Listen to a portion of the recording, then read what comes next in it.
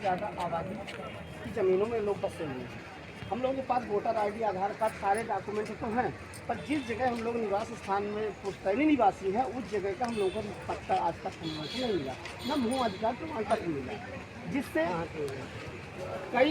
कभी कभी ऐसा होता है कि कई आदिवासी बस्तियों को गिराने का नोटिस भी जारी हो रहे हैं, क्योंकि आज उनका हमारे पास रिकॉर्ड नहीं है।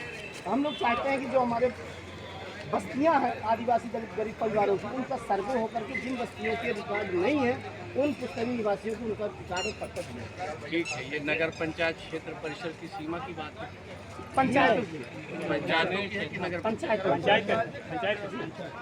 ठीक है। देखिए, तो आज आप लोगों के द्वारा जो ये ज्ञापन मुझे दिया गया, इसको मैं सक्षम अधिकारियों के पास प्रेषित करूँगा। अभी हमारे वरिष्ठ अधिकारी, हमारे एसडीएम महोदय हैं, अभी आए हैं, है ना।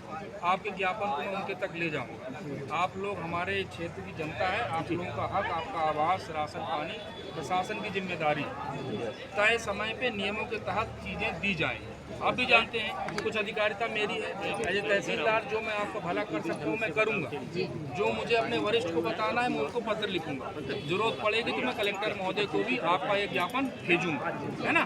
पट्टा की जहाँ तक देने की जानकारी है, ये शासन स्तर से तय होता है। कलेक्टर महोदय के द्वारा हम शासन स्तर तक ये पत्र भेजेंगे, आपकी मांगों को भेजेंगे, और शासन से जैसे भी निर्देश या जो भी आदेश आता है हम आपको सूचित करें। ठीक है, जो तमाम बिंदु आपने इसमें उठाए हैं, ये भगवान बिरसा मुंडा फाउंडेशन का, सारे बिंदुओं को जवाबदारी के साथ मैं प्रेषित करूँ।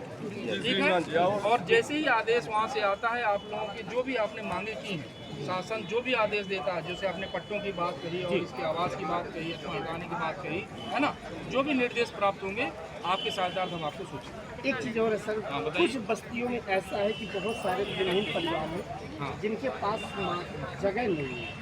तो हम चाहते हैं कि जो मध्य प्रदेश शासकीय जो ज़मीनें हैं, आखिर बड़े बड़े लोग जो हैं आखिर काबिज करके अपना खेती कर रहे हैं, जिनका पट्टा भी नहीं बना, फिर भी आज वो काबिज है, तो उन जगहों को खाली करा करके जो गरीब दलित आदिवासी परिवार हैं तो उनको दिया जाए, जो संपन्न पहले से उनसे खाली कराए। अगर आदिवासियों की मकान गिरा के उनकी खाली कराते हैं तो फिर बड़े लोग जो हैं उनकी भी ज़मीन जो शासकीय है उनके अंदर का भी सर्वे किया जाए। आपने अच्छा बिंदु उठाया। उसमें जो है उस संबंध में ऐसा है, पंचायत से आप प्रस्ताव भिजवाइए, आबादी घोषित होगी, इसके बाद ही कुछ हो सकता है। बिल्कुल डायरेक्ट ऐसे नहीं दे सकते, नहीं ऐसे नहीं, और ना ही किसी को खाली करा सकते। जो अतिक्रमण है उनकी कार्रवाई करेगी, पर आप पंचायत से प्रस्ताव भिजवाइए। बहुत ऐसी ज़मीनों पे बहुत बड़े बड़े लोग जो संपन्न नहीं, बिल्कुल जैसा साहब ने कहा, देखिए सरपंच जो आपकी गांव ग्रामीण व्यवस्था के लिए सरपंच या सचिव शासन व्यवस्था बनाई है, सरपंच को चुना जाता है आप लोगों द्वारा। सरपंच ग्राम सभा के माध्यम से प्रस्ताव दे सकती है। हमारे लिए हमारे आदिवासी भाई लोग, वो लोग सभी हमारे क्षेत्र के नागरिक, कोई भेदभाव नहीं किया जाता। आप लोगों के विशेष कल्याण के लिए सरकार विशेष पैकेज भी चला रही है। हम लोग